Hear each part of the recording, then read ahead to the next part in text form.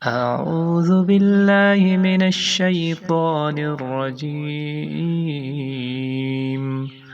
بسم الله الرحمن الرحيم. يا أيها المزمل قم الليل إلا قليلا نصفه أو انقص منه قليلا أو زد عليه ورتل القرآن ترتيلا إنا سنلقي عليك قولا ثقيلا إن ناشئة الليل هي أشد وطئا وأقوم قيلا إن لك في النهار سبحا طويلا واذكر اسم ربك وتبتل إليه تبتيلا رب المشرق والمغرب لا إله إلا هو فاتخذه وكيلا واصبر على ما يقولون واهجرهم هجرا جميلا وذرني والمكذبين أولي النعمة ومهلهم قليلا إن لدينا أنكالا وجحيما وطعاما ذا غصة وعذابا أليما يوم ترجف الأرض والجبال وكانت الجبال كثيبا مهيلا إنا أرسلنا إليكم رسولا شاهدا عليكم كما أرسلنا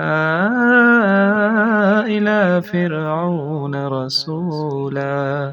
فعصى فرعون الرسول فأخذناه أخذا وبيلا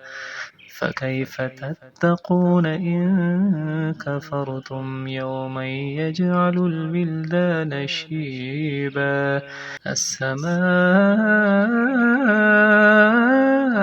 منفطر به كان وعده مفعولا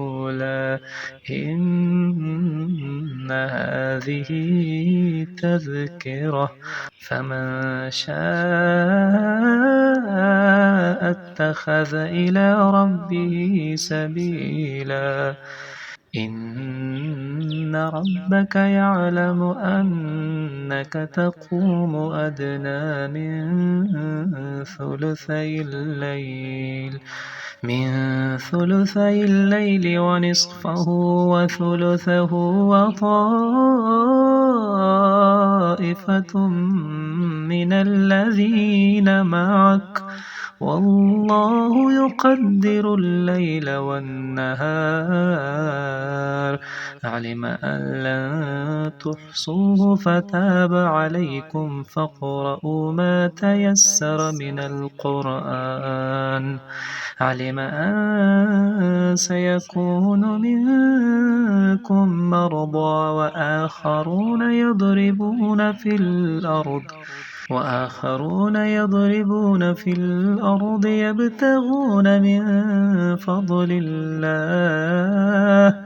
وآخرون يقاتلون في سبيل الله فاقرؤوا ما تيسر منه وأقيموا الصلاة وآتوا الزكاة وأقرضوا الله قرضا حسنا وما تقدموا أنفسكم من خير تجدوه عند الله هو خيرا وأعظم أجرا واستغفروا الله إن الله غفور رحيم. صدق الله العظيم.